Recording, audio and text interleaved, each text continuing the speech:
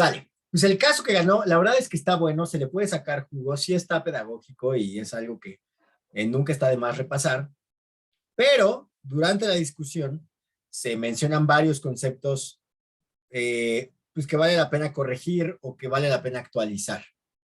Vámonos directo al caso, y ese es un hombre de 68 años de edad que ya había recibido el diagnóstico antes de la presentación del caso de melanoma metastásico. Dentro de este contexto, melanoma metastásico, el paciente refería fatiga y pérdida de peso involuntaria. Entonces, antes de llegar a el momento de la presentación, como muchas veces ocurre en el New England o en los casos del New England, pues nos empiezan a contar de atrás para adelante, ¿no? 6 años antes de la evaluación, al paciente se le diagnosticó melanoma.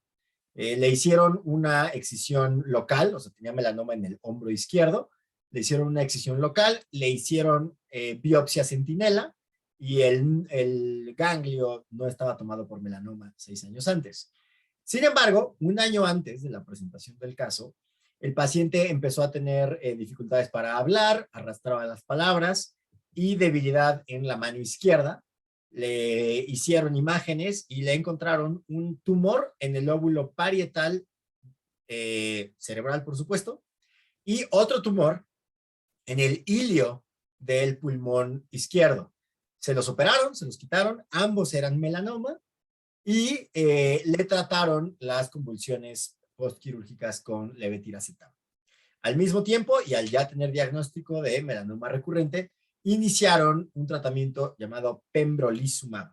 El pembrolizumab es un antígeno humanizado, es la fracción que se une a la proteína PD1, Protein Death 1, que es una proteína muy prevalente, muy abundante en los linfocitos, los activa. Dicho de otro modo, es como un boost o como un potenciador de la respuesta inmune y pues es parte del tratamiento de melanomas recurrentes. Este medicamento, por lo que se da a entender en el caso, se lo estaban dando cada mes y 4 meses antes de la evaluación detectaron que el paciente tenía hipotiroidismo. Tenía tirotropina de 9,4 o sea, la referencia es de 0,4 a 5, con una tiroxina libre disminuida, ¿no? De 0,9. 3 meses antes, el paciente desarrolló dolor de pecho, dolor anginoso, y le hicieron una evaluación de la circulación coronaria y, por no hacer el cuento largo, le pusieron 2 stents medicados. Ahora sí, después de que pasó todo esto, le reiniciaron pembrolizumab un mes después y se mantuvo en seguimiento por oncología. 3 semanas antes de la presentación del caso, el paciente refirió fatiga y que desde hace 2 semanas tenía nocturia, poliuria en general, se paraba por la noche hasta 3 veces y no tenía, sin que esto hubiera estado asociado a un cambio en el apetito o en su ingesta de alimentos. Además de esto, además de la poliuria, de la nocturia, había perdido 5 kilos en 3 semanas. Su exploración física era pues, nada que resaltar. Me voy a ir a la parte de abajo. Y debido a estos antecedentes, pues, se le interrogó por historia de diabetes. No había historia de diabetes en su familia, pero sí a un montón de sus familiares les había dado melanoma, a su papá, a su hermana y a su hermano. Le hicieron estudios de laboratorio, de los cuales solo vale la pena recalcar una glucosa de 505, beta-hidroxibutirato de 206.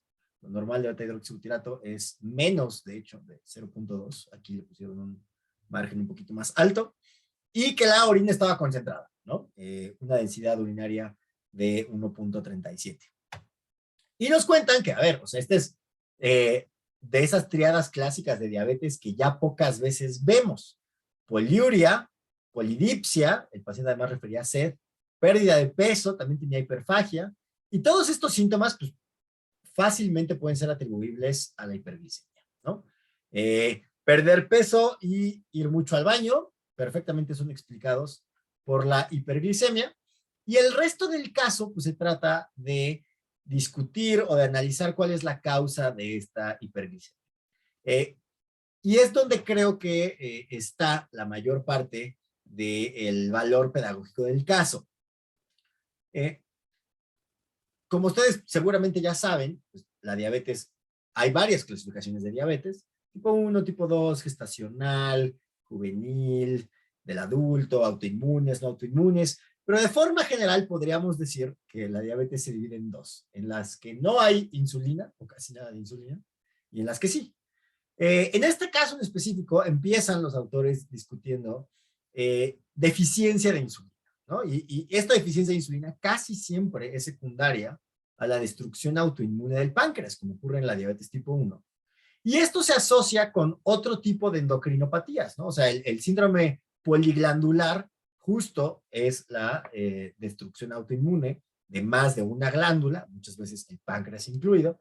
Sin embargo, pues no parece que el paciente tenga, por ejemplo, insuficiencia adrenal. Sí tiene hipotiroidismo, pero no tiene hipogonadismo.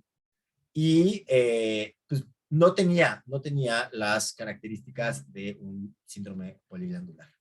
Hay otras causas de destrucción de células beta, fibrosis quística, pancreatitis, por supuesto las posquirúrgicas, la hemocromatosis, pero el paciente no tenía nada que sugiriera una disfunción global del páncreas, no tenía disfunción exócrina del páncreas, no tenía diarrea, no tenía esteatorrea, ni ningún tipo de dolor abdominal. Hay otras causas de hiperglucemia, y aquí vale la pena mencionar que la hiperglucemia, pues, es simple y sencillamente el resultado, o sea, la glucosa puede estar elevada o porque hay mucha glucosa de nueva aparición o porque hay poca captura de la glucosa por los tejidos periféricos. La glucosa es un metabolito tan importante que tiene muchísimas moléculas y hormonas que regulan su concentración. 3 de las más importantes, 4 de las más importantes, el glucagón, el cortisol, la adrenalina y la hormona del crecimiento, regulan por el glucagón, el cortisol, o sea, estas 4 hormonas regulan a la alza la concentración sanguínea de glucosa. Pero el paciente no tenía nada que sugiriera que alguna de ellas estaba involucrada. No había clínica consistente con glucagonomas, síndrome de Cushing, o enfermedad de Cushing, feocromocitomas, acromegalia, nada de esto sugería que alguna de estas 4 hormonas hiperglucemiantes estuviera involucrada. Ciertamente el paciente tomaba metoprolol, sobre todo después de que le pusieron 2 stents medicados, y el metoprolol es un beta bloqueador que, o sea, al ser beta bloqueador pudiera causar un poco de resistencia a la insulina.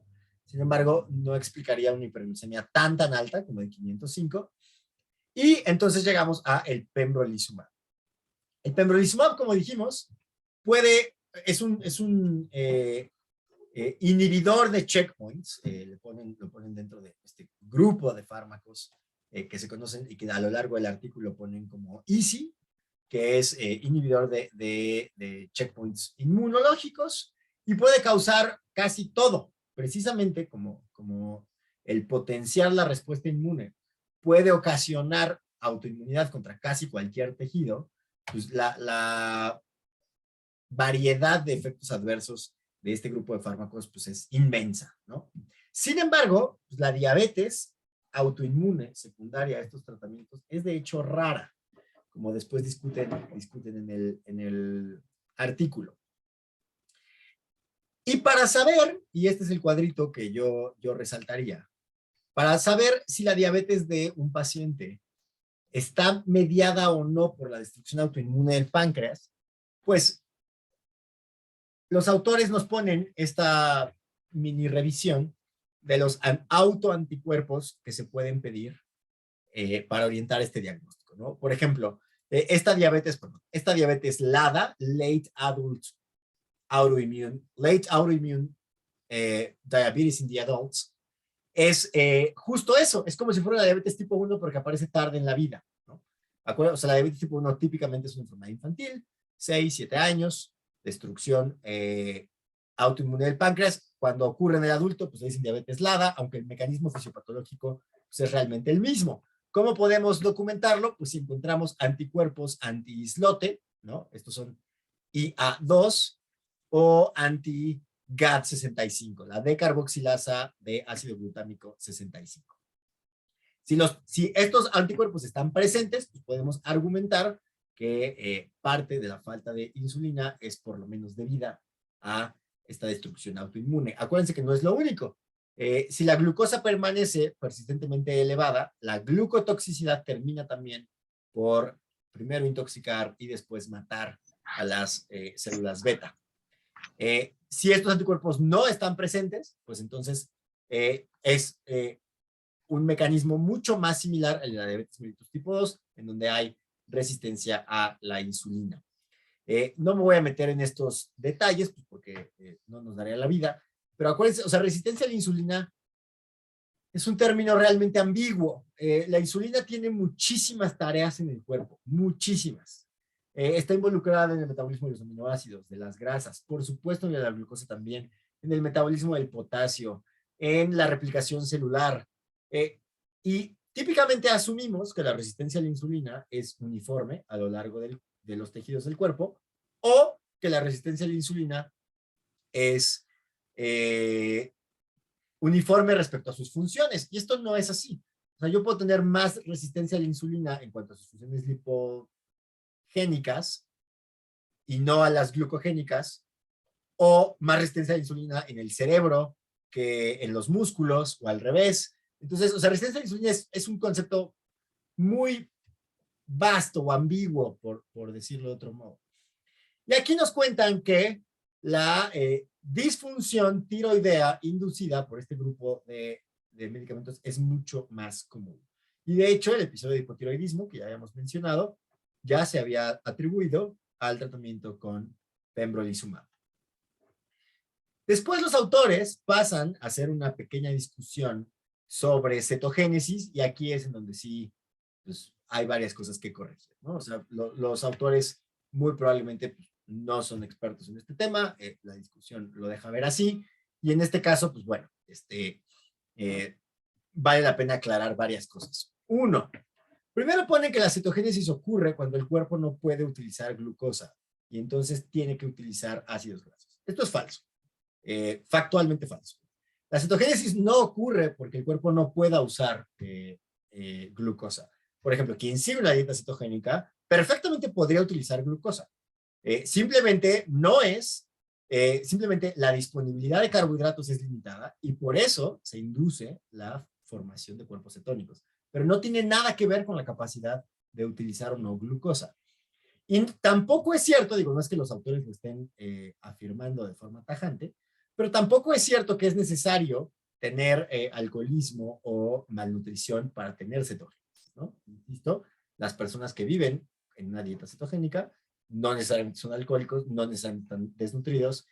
Y lo que sí tiene que ver con la cetogénesis, que es lo que pongo en verde, es que las reservas de glucógeno, en concreto las reservas hepáticas de glucógeno, están depletadas, pero más que depletadas, yo diría disminuidas.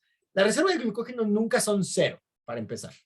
En ningún tejido. El glucógeno es demasiado importante como para que ningún tejido pueda darse el lujo de no tener. Sin embargo, sí es cierto que si la reserva de glucógeno hepático es baja, aun cuando la reserva de glucógeno muscular sea alta, el hígado empezará la producción de cuerpos cetónicos. Para que haya cuerpos cetónicos o para que haya cetogénesis, en realidad solo necesitamos que haya insulina baja y glucógeno hepático bajito. No tiene nada que ver con la capacidad de utilizar glucosa, no tiene nada que ver con las otras cosas. Los autores ponen que una tercera causa de cetogénesis es una falta completa de insulina. Esto también es falso, ¿no? Insisto, las personas que siguen una dieta cetogénica no les falta insulina. La insulina está bajita porque está poco estimulada, pero no es que sea necesario tener una disfunción en la producción de insulina para poder entrar en cetogénesis. Ahora bien, vale la pena recalcar, y en esto estoy totalmente de acuerdo, que el paciente tenía una acidemia o un pH sanguíneo normal. Y los autores argumentan que probablemente había otra causa de alcalosis metabólica no identificada. Ay, habría que ver el resto de los estudios, pero no necesariamente. Sobre todo porque aquí, o sea, creo que uno de los principales errores de concepto que tienen los autores del caso del New England, y que aquí vale la pena recargar, es que los cuerpos cetónicos no causan cetoacidosis principalmente porque no son ácidos. Nuestro cuerpo, en nuestra fisiología, los cuerpos cetónicos existen solo como bases conjugadas. Den un segundo.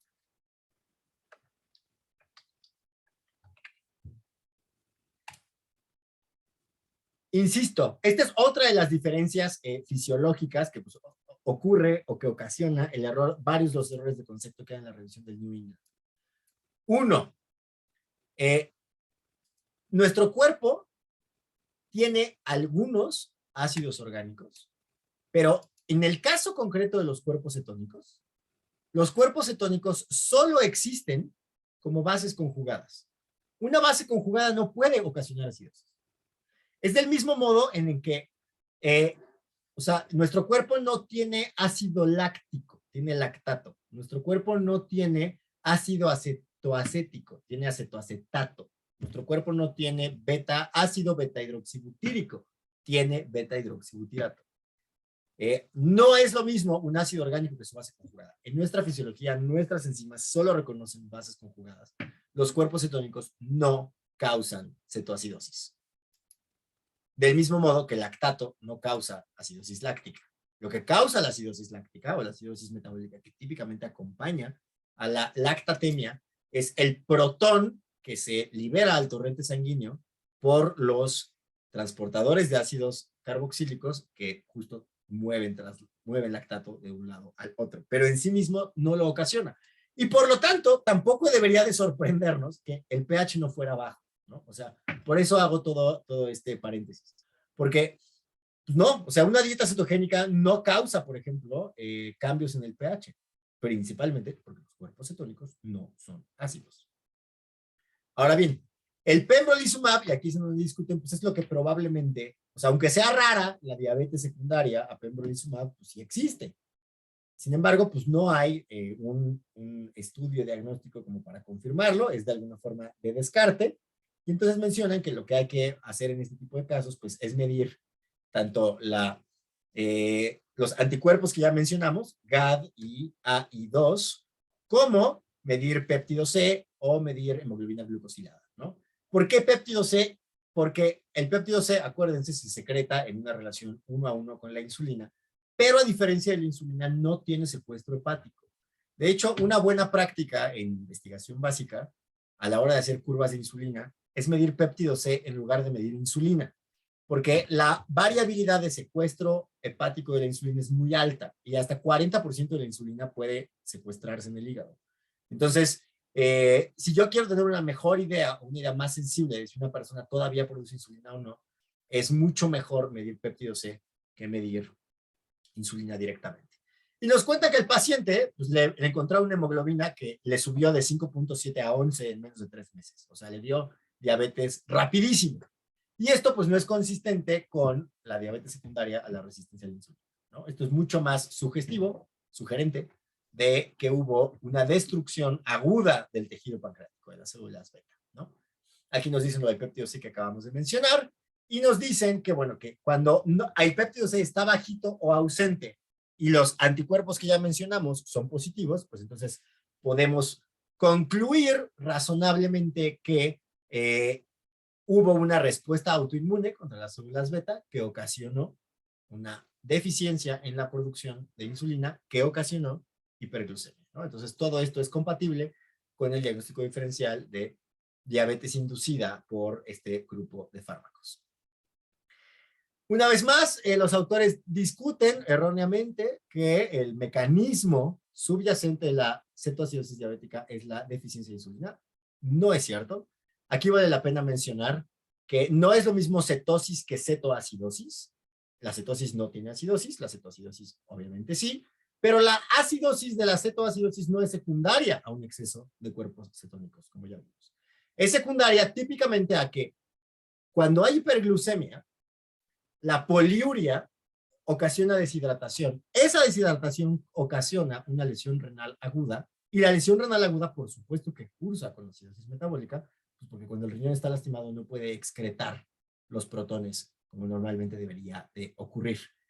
Una vez más, los autores dicen que conforme se acumula el beta-hidroxibutyrato y el acetoacetato viene la acidosis. Esto es un error conceptual, se describió hace mucho, y que el tratamiento de la cetoacidosis incluye, pues bueno, lo que probablemente ustedes ya saben, reanimar con líquidos y controlar la hiperglucemia.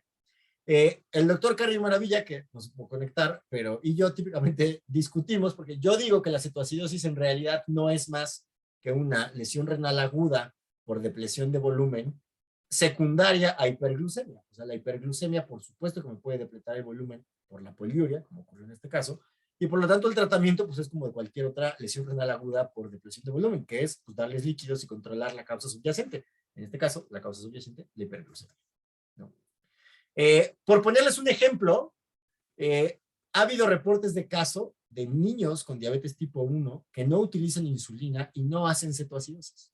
Es decir, aquí estamos completamente seguros que no hay producción de insulina. Son niños con diabetes tipo 1 documentada, pero no hacen cetoacidosis simplemente porque no comen carbohidratos, ¿no? Mientras el riñón funcione, mientras su riñón esté bien hidratado y contento, no les va a dar cetoacidosis. Ahora bien, la última parte del caso, que argumentablemente es pues parte de lo más interesante, es discutir si le iban a seguir dando pembrolizumab o no. Y obviamente no es como que hay un chorro de investigación al respecto. Sin embargo, lo que ellos nos dicen es que, o sea, a ver, suspender el pembrolizumab tendría sentido si fuera esperable que administrarlo amplificara los daños que ya ocurrieron.